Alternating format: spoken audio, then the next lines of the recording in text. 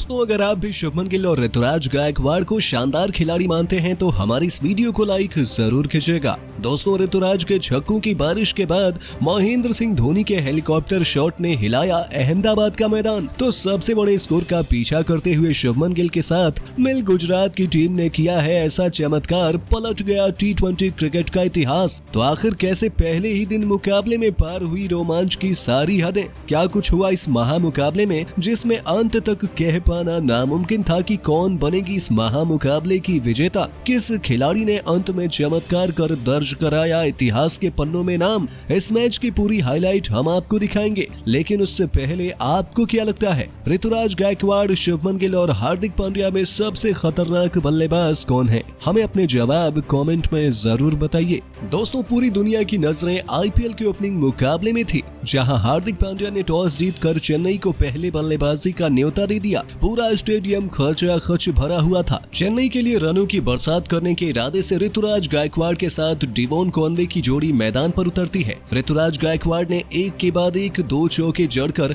अपनी टीम को एक बेहतरीन शुरुआत दिलाई। चेन्नई के फैंस सोच रहे थे कि उनकी टीम काफी खतरनाक शुरुआत करेगी, लेकिन शमी के इरादे तो कुछ और ही हैं। उन्होंने आते ही कॉनवे को क्लीन बोल्ड कर दिया। कॉनवे 6 गेंद खेलकर केवल 1 रन बनाकर पवेलियन की शोभा बढ़ाने लौट गए। उनके आउट होने के बाद बल्लेबाजी करने के लिए मोइन अली आते हैं। गुजरात की टीम इस विकेट का जश्न मना रही थी, लेकिन ऋतुराज गायकवाड़ के साथ मोइन अली ने चंद सेकंडों में उनकी खुशियों को मातम में बदल दिया। शमी के साथ जोशुआ लिटिल की जमकर पिटाई करते हुए उन्होंने चेन्नई की पारी को पटरी पर वापस ला दिया था। और ऐसे में चेन्नई की वापसी देख हार्दिक ने अपने सबसे भरोसेमंद गेंदबाज राशिद खान को गेंदबाजी आक्रमण की कमान सौंपी। उन्होंने आते ही चौथी गेंद पर अपनी फिरकी का जादू दिखाते हुए मोइन अली को LBW आउट कर गुजरात की वापसी का शंखनाद कर दिया। मोइन अली 17 गेंदों पर 4 चौके और 1 छक्के की बदौलत 23 रन बनाकर वापस लौटे। वहीं गुजरात के फैंस के चेहरों पर मुस्कान की वापसी हो गई थी। राशिद अपने कप्तान के भरोसे पर खरा उतरे थे। 6 ओवरों के पावर प्ले में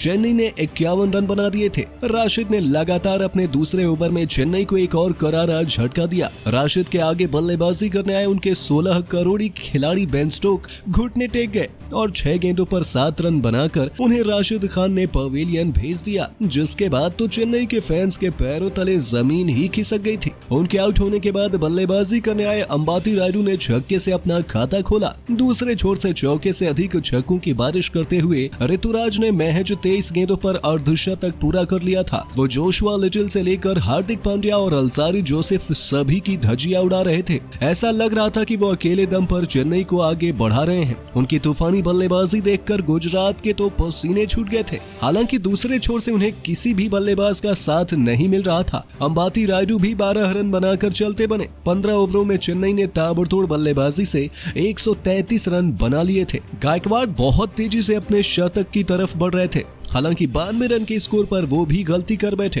अल्जारी जोसेफ की गेंद पर हवा में उड़ते हुए शुभमन गिल ने उनका कैच लपक कर अपनी टीम को सबसे बड़ा तोहफा दिया था। ऋतुराज 50 गेंदों पर 9 तूफानी छक्के और 4 चौके की बदौलत 92 रन बनाकर पवेलियन की शोभा बढ़ाने लौट गए, जहां से शुरू हुआ चेन्नई का पतन। उनके आउट होने के बाद रविंद्र जडेजा केवल 1 रन बना पाए, तो वहीं शिवम दुबे भी केवल 19 रन बनाकर चलते बने। अचानक से गुजरात ने इस मुकाबले पर शिकंजा कस लिया था। अंतिम ओवरों में बल्लेबाजी करने आए महेंद्र सिंह धोनी ने अपने हेलीकॉप्टर शॉट से एक तूफानी छक्का और 1 चौका जड़कर चेन्नई को 20 ओवरों में 178 रनों तक पहुंचा दिया था। गुजरात के लिए शमी, राशिद और अल्जारी जोसेफ ने 2-2 विकेट लिए। जोशुआ लिटिल को भी एक सफलता हासिल हुई। डिफेंडिंग चैंपियन गुजरात के सामने 179 रनों का लक्ष्य चेज करने की बड़ी चुनौती थी। उनके लिए पारी की शुरुआत करने के लिए शुभमन गिल के साथ ऋद्धिमान साहा की जोड़ी मैदान में उतरती है। पहले ओवर में दीपक ने इन दोनों को हाथ खोलने का बिल्कुल भी मौका नहीं दिया। दोनों ने मिलकर मात्र 3 रन जोड़ पाए। हालांकि ये सिलसिला ज्यादा देर तक नहीं चल पाया। IPL के पहले इंपैक्ट प्लेयर के रूप में चेन्नई में शामिल हुए तुषार पांडे को निशाना बनाते हुए ऋद्धिमान साहा ने उनकी लगातार 2 गेंदों पर पहले एक तूफानी छक्का तो फिर इस शानदार चौका जड़कर गुजरात को धाकड़ शुरुआत दिलाई थी। ऋद्धिमान साहा ने चेन्नई के गेंदबाजों की धज्जियां उड़ाने की ठान ही ली थी। ये तो केवल नमूना मात्र था। दीपक चाहर की बाउंसर को ऋद्धिमान साहा ने उन्होंने स्टेडियम के दूसरे स्टैंड में भेजकर MS धोनी के भी पसीने छुड़ा दिए। उनकी बल्लेबाजी देख गुजरात के फैंस तो खुशी से झूम रहे थे। ऐसा लग रहा था कि वो गेंदबाजों का करियर तबाह करने के इरादे से ही आए हैं। हालांकि चेन्नई की नई सनसनी राजवर्धन ने आते ही रिद्धिमान साहा को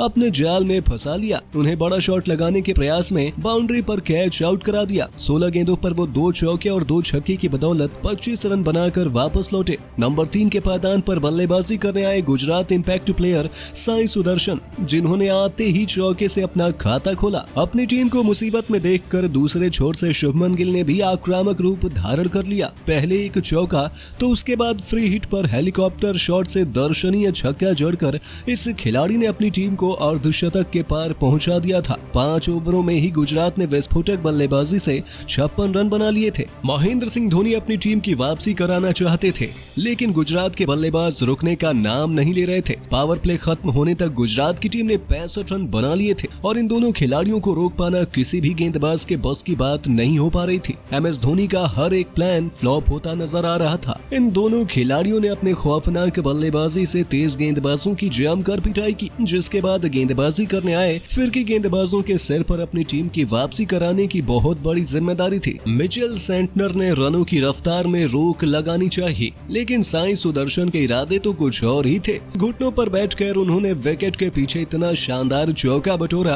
कि MS धोनी भी हैरान रह गए। ये दोनों टीमें अपनी टीम को जीत की दहलीज के पास पहुंचाने के इरादे से मैदान में उतरे थे। वहीं MS धोनी के भी समझ में नहीं आ रहा था कि आखिर कैसे इन बल्लेबाजों को आउट किया जाए। पूरे स्टेडियम में सन्नाटा छाया हुआ था, क्योंकि चेन्नई के फैंस की बोलती बंद थी। शुभमन गिल ने भी सेंटनर को आड़े हाथों लेते हुए खूबसूरत चौका जड़कर अपने तेवर चेन्नई को दिखा दिए थे। 8 ओवर में गुजरात 82 रनों पर खड़ी थी। ऐसा लग रहा था कि गुजरात चेन्नई पर पूरी तरीके से हावी है, लेकिन राजवर्धन ने एक बार फिर अपनी टीम की वापसी कराई। तूफानी अंदाज में बल्लेबाजी कर रहे साई सुदर्शन को उन्होंने चलता किया। वो 17 गेंदों पर 22 रन बनाकर पवेलियन लौट गए। उनके आउट होने के बाद बल्लेबाजी करने आए खुद कप्तान हार्दिक पांड्या, लेकिन ऐसा लग रहा था कि चेन्नई ने वापसी का शंखनाद कर दिया है। 10 ओवर में गुजरात ने 93 रन बना दिए थे। उन्हें अंतिम 10 ओवरों में जीत के लिए 86 रनों की दरकार थी और ये दोनों खिलाड़ी शानदार बल्लेबाजी कर रहे थे। वहीं चेन्नई के पास भी ऐसे गेंदबाज हैं जो उनकी वापसी करा सकते हैं, और ऐसे में अंतिम गेंद तक ये कह पाना नामुमकिन है कि कौन सी टीम